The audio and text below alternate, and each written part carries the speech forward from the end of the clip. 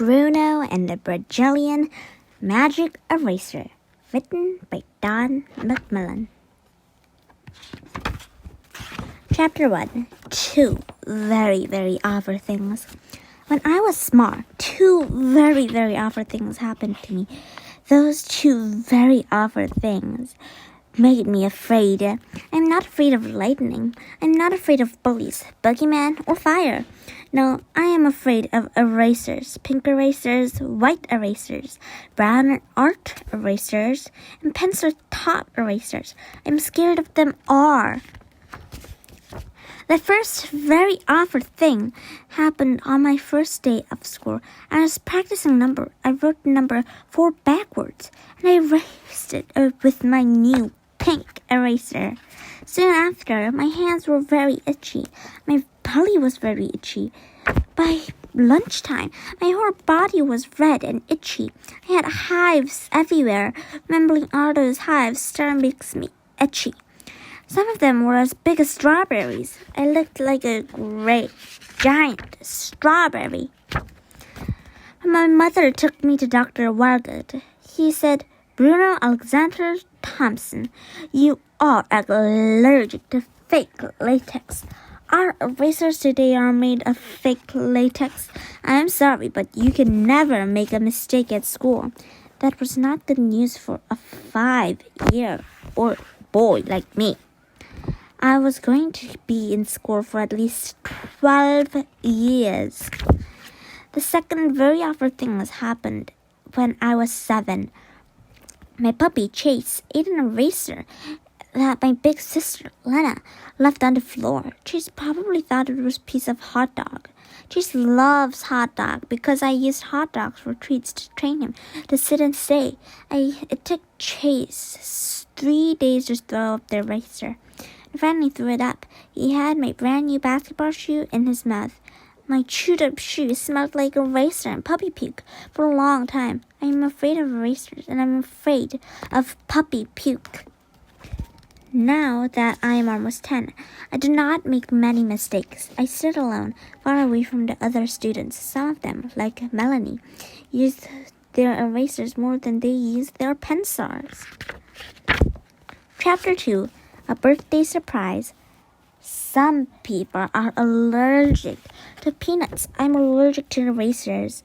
I try hard not to make mistakes in school, but when I am tired, I wish for an eraser that will not make me itchy. I wish for an eraser that does not remind me of a puppy puke. If I had an eraser, my life would be easier. On the morning of my 10th birthday, my mother makes me chocolate chip pancakes. She gives me a package that came in the mail for me. The stamp has a picture of a parakeet and it says Brazil. The stamp, not the parakeet. "Do I know somebody who lives in Brazil?" I asked Mom. "Yes, it's your uncle, Tio Roberto, my baby brother," she says. "Maybe he remembered your birthday and he's coming to visit us in the summer." I don't remember Tio Roberto, but it was nice of him to remember me, I say. When I open the big box, there's another smaller box inside. Inside each box, I find a smaller one. When I finally get to the smallest box, I open and find a rainbow pencil. And the pencil has a star-shaped eraser on it. Ah! I drop the box like a hot potato and hide behind the door. "Oh dear," Mom says. "I don't think Tia Roberto knows about your problems with erasers. But what a strange gift to send for your 10th birthday." She puts the rainbow pencil back in the smallest box and puts the box on top of the fridge. I come out from behind the door. "At least I can use the other 9 boxes. I say. "I'll use them to store my cars." I packed the other boxes, one inside another. Then I find a note inside one of the boxes. I read the note out loud. "Dear Bruno, you might think this is a very strange birthday present. I know about your problems with erasers. I had the same problem when I was a boy, but here in Manaus, Brazil, we have a magic rubber tree The eraser of the pencil is made from real latex, taken from the magic rubber tree in the Amazon rainforest. The rubber eraser is magic. I use my rubber eraser all the time in my job as a magician. Good luck. Abracadabra. Dio Roberto. Lovely. Mom says, finally, an eraser that won't make you afraid. She takes the box stand from the top of the fridge and passes it to me. I open the box and look at the rainbow rubber eraser. The pencil and the rubber eraser together looks like a magic wand. I drew a line on a piece of newspaper and used the rubber eraser to erase the line. Hey, it works really well. It doesn't smell like erasers or puppy puke. It smells like... I close my eyes and sniff loudly. Jelly beans! That's nice, dear, Mom says. Be careful not to lose your gift. It would be difficult to get another one. All the way from Brazil. I looked at my fingers. My hands aren't itchy, I said. I put up my t-shirt and looked at my belly. No hives!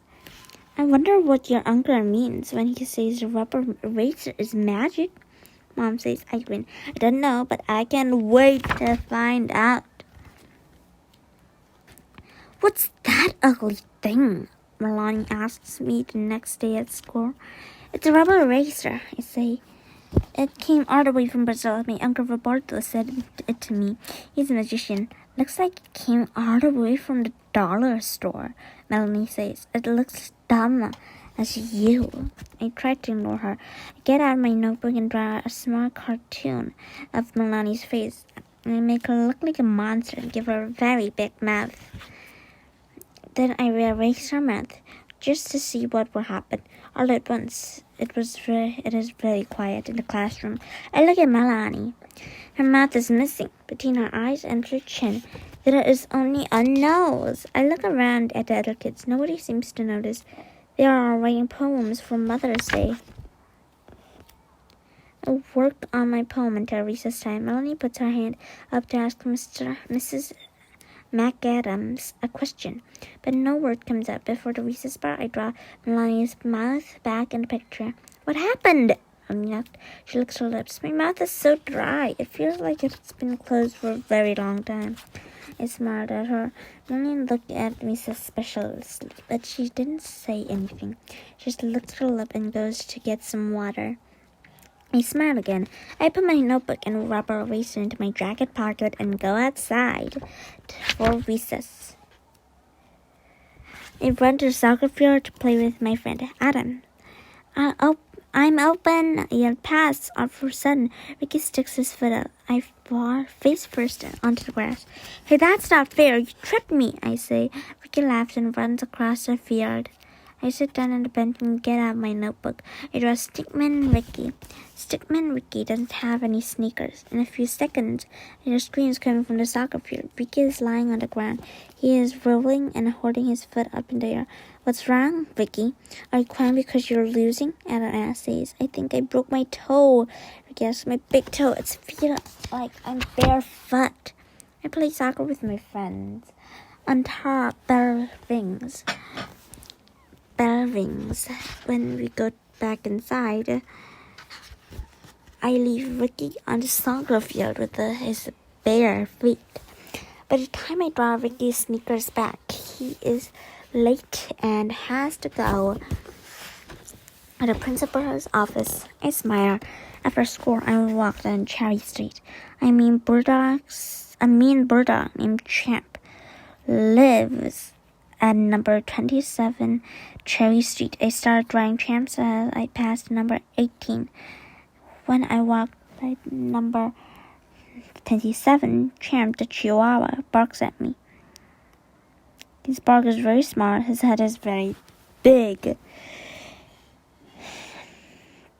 When I growl at him, the little dog runs away with his tail between his legs. I think I like Champ, the Chihuahua, better than Champ, the bulldog, I say.